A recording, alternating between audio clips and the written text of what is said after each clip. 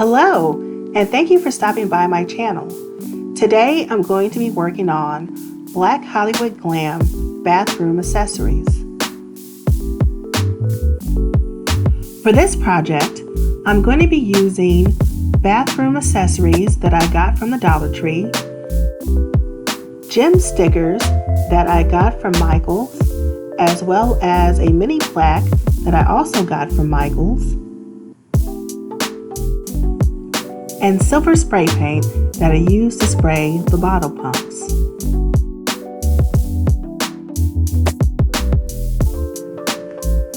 For this project, I found vintage Hollywood pictures of African American actresses that I really like, and I printed them out on 3" by 2" clear glossy label stickers, and they are the Avery 22822.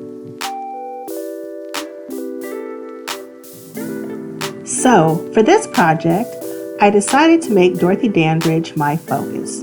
So I took the sticker and I placed it on the lotion bottle, but I was very careful as placing the sticker to make sure I got as many air bubbles out as possible.